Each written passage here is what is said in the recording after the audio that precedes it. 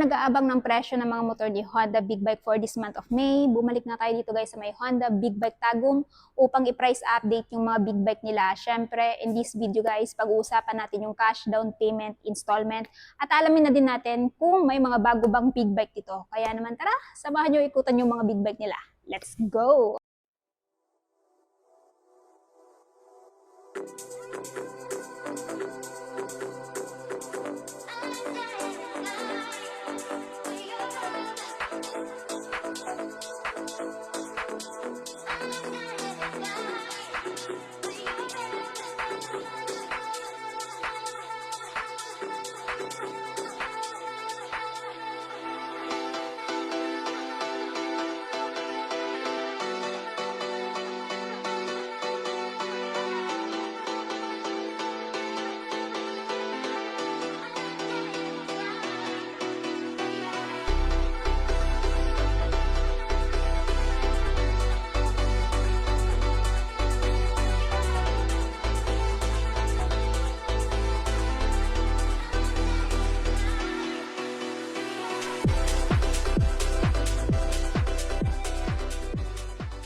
So ayan, sa mga naghahanap ng big bike dyan, dito na muna tayo guys mag-umpisa kay Honda Rebel. So meron silang dalawang color variant dito which is, ayan, matte black at glossy white.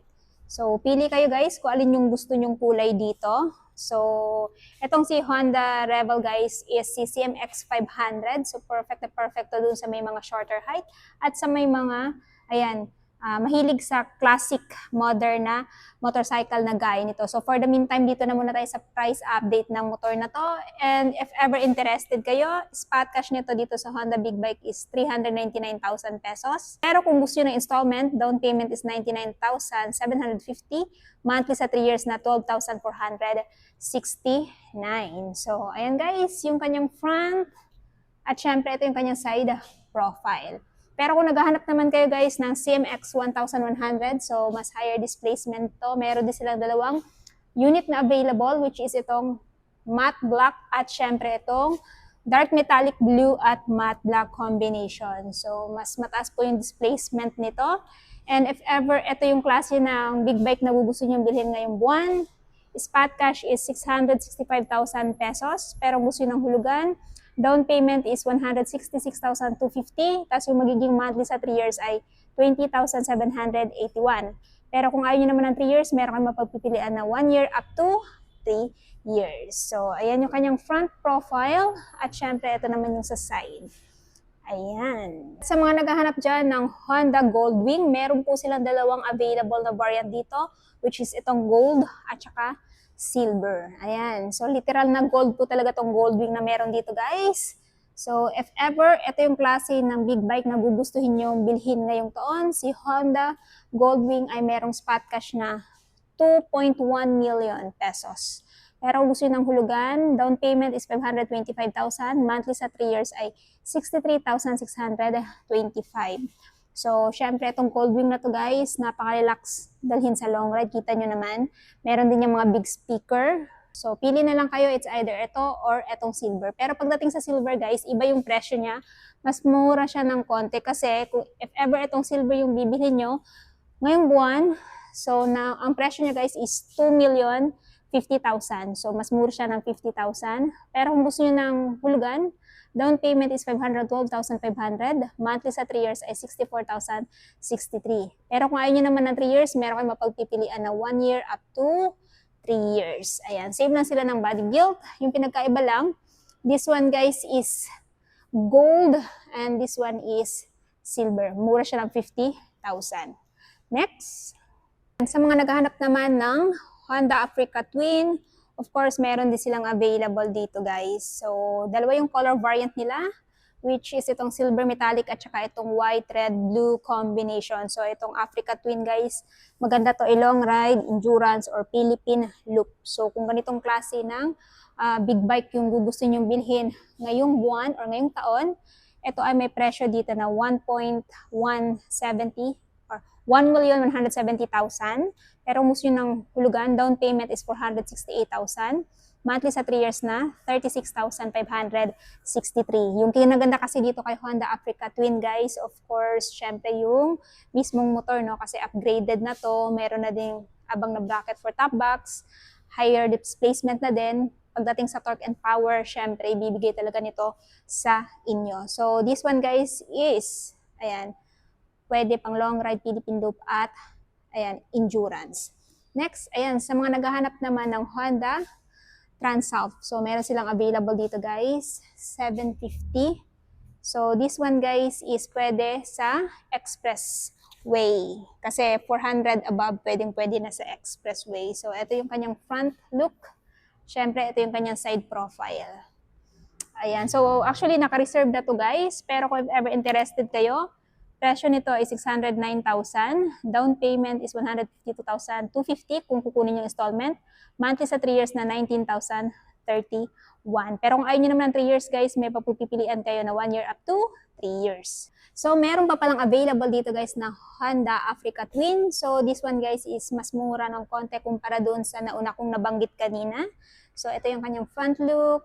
Ito yung kanyang side profile. So, aside sa matte black, meron din silang glossy red. Same na sila ng presyo nito guys. So, if ever, ito yung klase ng big bike na bibilhin nyo. Honda Africa Twin. So, ito pala ay manual type, no? So, 950,000 ang spot cash. Down payment is 237,500 if kukunin ng installment. Monthly sa 3 years na 29,688. Again, ito po ay manual type na Honda Africa Twin. So, pili na lang kayo dyan sa dalawa guys. Anyway, same lang naman sila ng specs, features, kulay lang talaga yung pinagkaiba. Yan, sa mga naghahanap naman ng sports naked bike dyan, meron silang available dito guys na Honda CB500F. So, perfect na perfect to sa mga lady rider na hindi masyado katangkaran or doon sa may mga shorter height kasi mababa lang naman tong si Honda CB500F. Sports naked bike, maganda din to gamitin.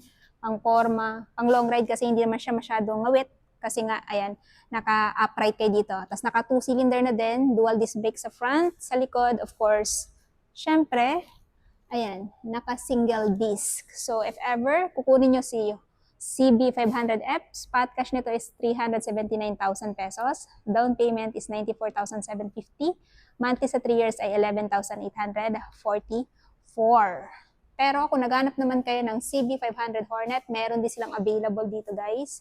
White color variant na may combination ng glossy black at ayan, matte black. So, twin cylinder, dual disc brake din, single disc din sa likod. Ayan, syempre malaki na din yung fuel tank niya. Yung presyo naman nito, spot cash is 379,000.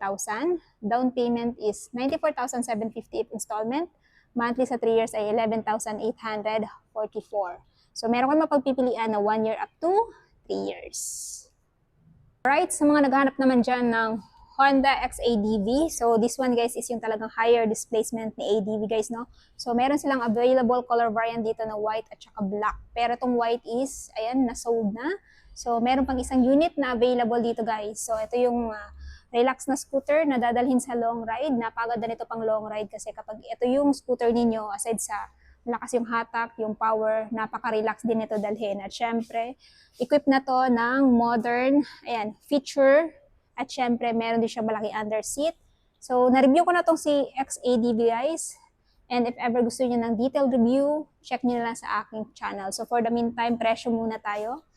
Spot cash nito is 849,000 pesos. Down payment is 212,250. Monthly sa 3 years ay 26,531. Pero kung ayaw nyo naman ng 3 years, meron kayong mapagpipilian na 1 year up to, ayan, 3 years. Next, sa mga naghahanap dyan ng Honda CBR 1000RR, meron silang available dito guys na Honda Fireblade. So, ito talaga yung sports bike ni Honda. So, ginagamit din ito dati.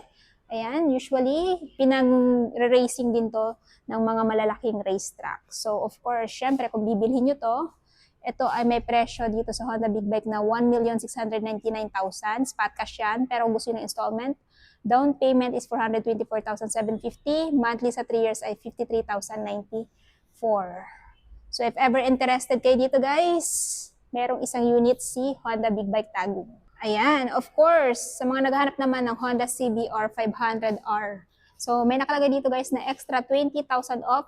New discounted price is 329,000. So, naka 20,000 off pala siya ngayon. Naka-promo to si CBR 500R. So, perfect na perfect to doon sa mga nag-aabang ng ganitong klaseng sports bike kasi naka-promo siya ngayon. So, yun nga yung spot cash na 329,000. Pero kung gusto nyo hulugan, down payment is 82,250. Monthly sa 3 years na 10,281. Ayan. So, ito yung unit na naka-promo ngayon, guys. Comment down below kung ito ba yung klase ng big bike na gusto nyo bilhin ngayong taon.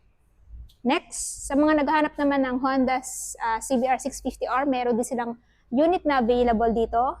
Siyempre, expressway legal din. So, ito yung kanyang front profile. Ito yung kanyang side profile. And, ayan.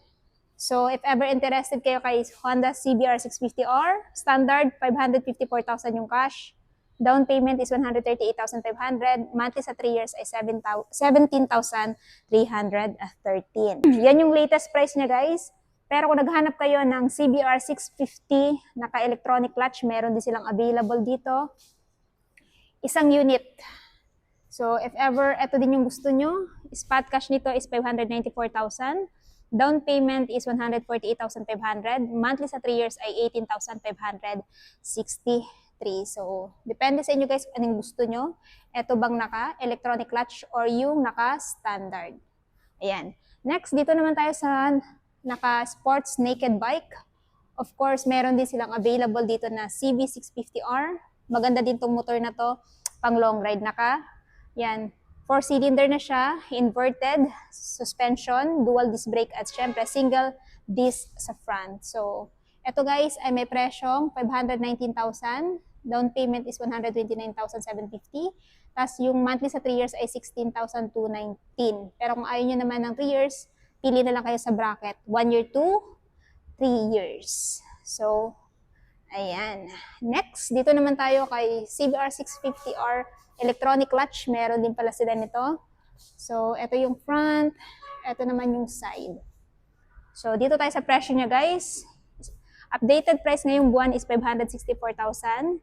Down payment is 141,000. Tapos, yung monthly sa 3 years ay 17,625. Ayan. Next, sa mga naghanap ng Honda NX 500, meron din silang available guys, color white, matte black combination. So if ever ito yung klase ng motor na gusto nyo bilhin ngayong buwan, ito ay may presyo na 409,000 spot cash. Pero kung gusto nyo ng installment, down payment is 102,250, monthly sa 3 years ay 12,781. At sa mga naghahanap ng CL500, meron din silang isang unit na available dito. Perfect na perfect din to sa mga lady rider kagaya ko. Mababa lang din yung seat height at modern classic na din. So if ever interested, 409,000 ang spot cash, down payment is 102,250, monthly sa 3 years na 12,781. So, yan po yung mga available na motor dito sa Honda Big Bike Tagum. So if ever interested kayo guys, ilalagay ko na lamang yung full address dyan sa description box para mas makapag-inquire kayo regarding sa mga motor ni Honda Big Bike. So ayun na guys, natapos na nga natin ikutan yung mga big bike ni Honda, Big Bike Tagum. Ano yung masasabi nyo sa mga presyo ng mga big bike nila? Sulit pa ba sila this year 2026? At alin sa big bike na napakita ko sa video ito yung natitipuhan yung bilhin? Paki-comment naman sa baba. At syempre kung bago pa lang kayo sa channel ko at hindi pa nakapag-subscribe, huwag kalimutan mag-subscribe para ma-notify kayo once may bago tayong upload na gaya nito. And also please follow me on my Facebook page, Instagram at TikTok, Langga Gales. So yun guys, hanggang dito na muna tayo. Ride safe and peace out!